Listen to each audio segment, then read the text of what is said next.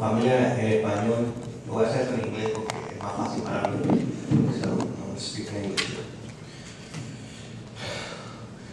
I knew at one point in my life that I would have to do this, but I never thought it would come so soon. There's a famous song out there that only the good die young. And those words applied so much to my father at 76 years old. He lived a full life, full of love, full of family, full of adventure. He went out on his own terms. There's nothing like spending 3 weeks in a hospital with a loved one fighting for their lives, surrounded by families, to have you reflect on life and what's important, what's not important. And over the last weeks, we looked at these photos that we had here, and we also found the old 8mm movies from the early 70s of our family vacations. And I try to focus on just how lucky we are as a family and how lucky we're to have our father while going through undescribable pain. But I'm just trying to focus on just how lucky we are. I heard stories on how my father touched the lives of so many people.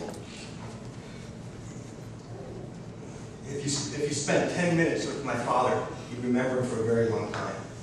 If you spent 4 hours with him, you would remember him for a lifetime. And I've seen this here with people that just got to know him a little bit and are here with us. So he touched the lives of so many people in so many ways. He would have kind words for everyone. He would walk around at this supermarket being so kind to everybody and just so friendly to everybody. And me and my brother sometimes would look at us and say, Mr. Friendly. And we would ask him, Dad, why are you so friendly? That's just the way I am. Okay, those were his words. When people would ask him, Pedro, how you doing? His common response would be, not bad for a Cuban. That was his common response.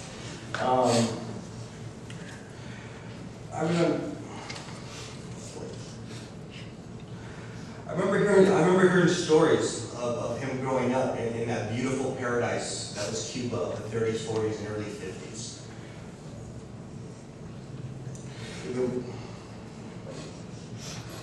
Living in San Cristóbal, a little town just outside of Atlanta.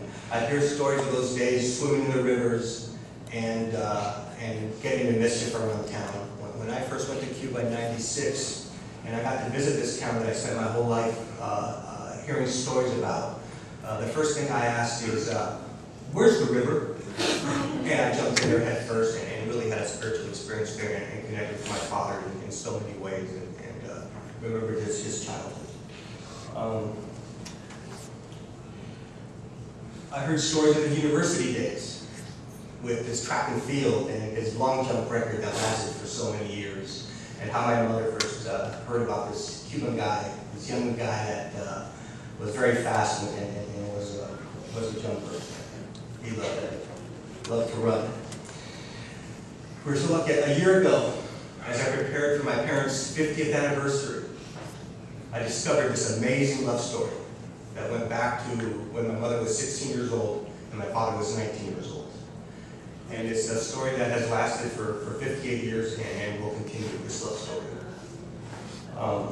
They were so lucky to have each other. And I gotta say, in the years that I have lived, I never heard them fight once. That's hard to say. I never heard a disrespectful word to each other, and I never heard them fight. They might have been fight, but I never heard that. It says so much about the love they shared and the kind of people that they are. Mom and Dad met during turbulent times, which was Cuba in 1955, 56, 57. I was born, and at 6 months, when I was old, we had to leave Cuba. So we left to exile. We were forced to leave Cuba. And we moved to Argentina. After 2 years living in South America, we moved to Miami and began our lives as Americans. The 1960s in Miami were fierce competition for work. My father started working in a lemon packing plant with some of my aunts and some of my uncles, and he went from being the son of a doctor to working in a packing plant. And I understand he got fired for punching out one of the guys who was being disrespectful to Cuban women. He always had his dignity no matter where he was. Dad, in those early years when it was so fierce, he became an expert in everything. If a sign needed to be painted, he was a sign painter in Cuba. If somebody needed to drive an 18-wheel truck, he was a truck driver in Cuba. So anything that needed to be done, my dad did it in Cuba. And that's how he helped our family through those very, very tough years. Tough and at the same time happy, because I remember our childhood in Florida and going to the lighthouse there at Cranberry Park. So they were tough, but they really were very, very happy years for our family. We were very close in those years. Nothing like a new country to bring a family close together and count on each other.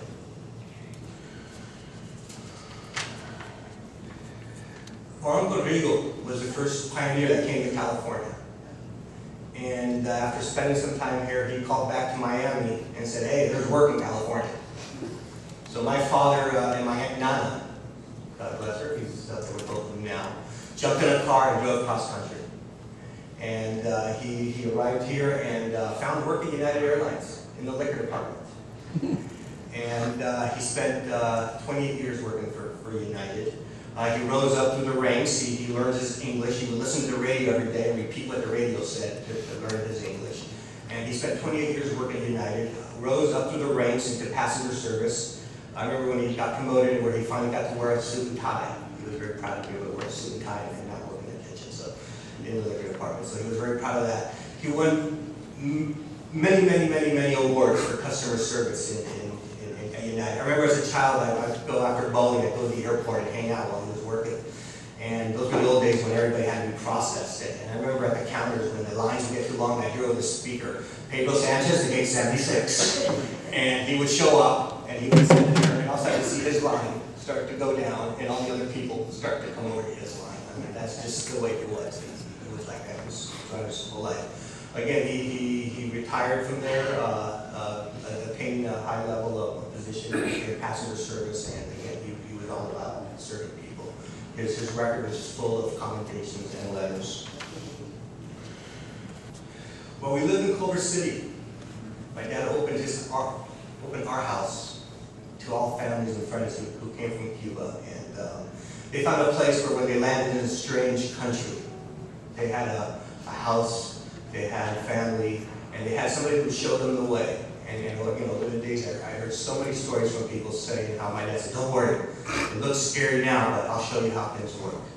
And countless people over the days, I've heard stories of how my father opened our house to them.